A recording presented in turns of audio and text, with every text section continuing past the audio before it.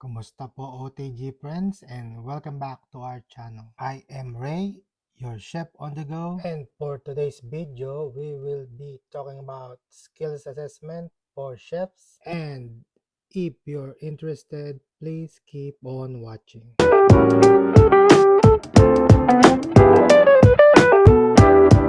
I'll appreciate if you subscribe, follow, like, and share this video with friends who might find our content useful. Also, please hit the notification bell so that you will be updated with our upcoming videos.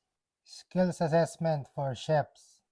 For chefs and cooks that are wanting to migrate here in Australia, you have to secure a skills assessment. It is absolutely compulsory for general migration purposes. Nung nag-apply po kasi ako sa Australia, naghanap muna ako ng employer. Ngayon, ang second stage ay saka ako kumuha ng skills assessment.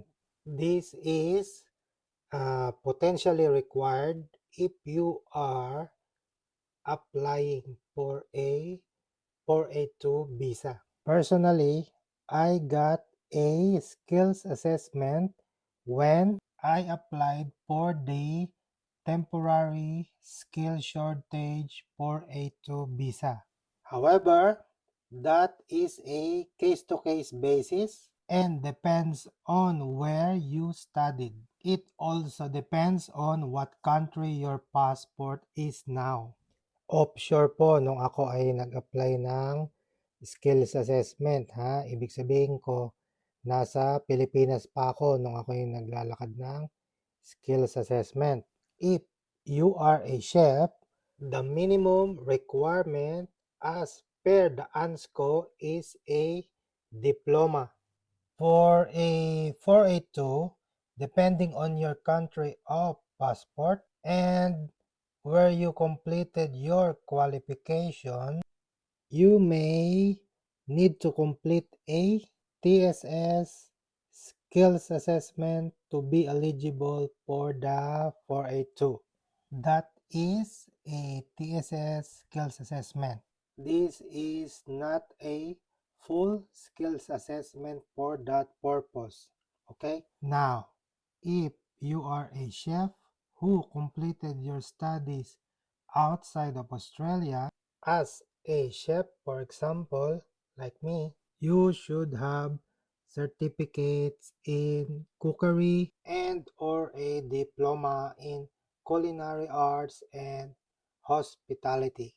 And also, you should have relevant work experience. May mga nagtatanong nga po dun sa mga previous videos natin tungkol dito. Kailangan po natin ng certificate or diploma in culinary or hospitality.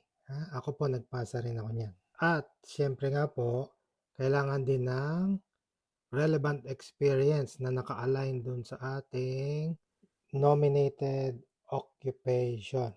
Kaya po, sabi ko ka, mahalaga na itatabi nyo yung mga payslips, ITR, tax declarations, contract, kung naitabi nyo pa yung mga contract, saka offer letter, yan, nagagamit din po yan.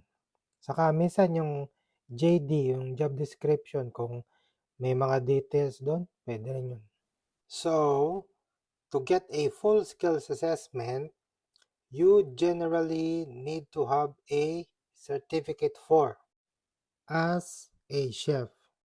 Or if you have a diploma in hospitality, it's even better. Like for me, I have used my bachelor in hotel and restaurant management. Please note that we need to check if these qualifications are equivalent to the Australian standards. In this part, I sought the help or assistance from a registered migration agent or lawyer. Now, if it is equivalent, you need 3 years full-time work experience. Then, You will be eligible for skill assessment through VETAssess or the Trades Recognition Australia or TRA. They will be doing the full skills assessment for you. The skill assessment is usually divided into two components. The first component is where they will assess your qualifications and work experience from all the documentations that you have submitted. Evidence assessment, ha? Ito yung nabanggit ko rin to dun sa previous video natin, ha? And then, if you pass this step po, you will be going to the second component, ha? In this part, they will do an actual workplace assessment. Most of the countries have it. I did mine in Intramuros in Manila. Some also don't. You might need to go to the next neighboring country to do this. We have some OTG friends that completed their actual skills assessment and they need to go to Singapore to do this. Ha? Nung nag-skills assessment po kasi ko, way back 2018, yan, sa Pilipinas ko yun ginawa yun sa akin. Bale, yung actual is sa Intramuros. Sa isang hotel yun dyan sa Intramuros. But dahil nga po sa COVID, may mga OTG friends tayo na nagsabi na yung skills assessment nila sa Singapore nila ginawa. Ngayon po, do your own research and share nyo po din dito sa comment section natin kung saan kayo nag-skills assessment. Baka po meron na ulit sa Manila. Mas maganda kung meron kasi at least hindi na kayo babiyahe pa para mag-skills assessment, di ba? Now, if you are successful in completing that, then you will have a full skills assessment. Napakahalaga po nung skills assessment, simula sa pag-apply nyo ng skilled worker visa or your temporary skill shortage visa ay you can also use this for the purposes of your permanent residency application in general skilled migration and direct entry visa.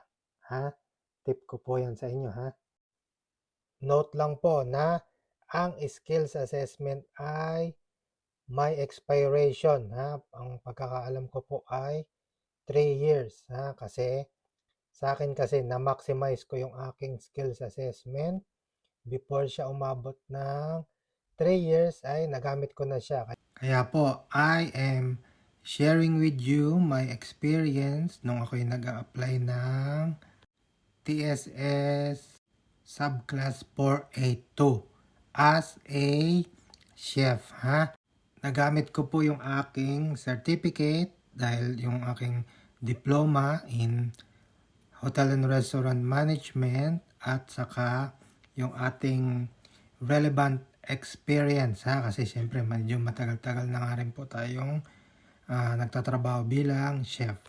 At sana po ay nakatulong at kung nagustuhan niyo po ang video natin for today ay huwag niyo pong kalimutang mag-subscribe and thank you for watching.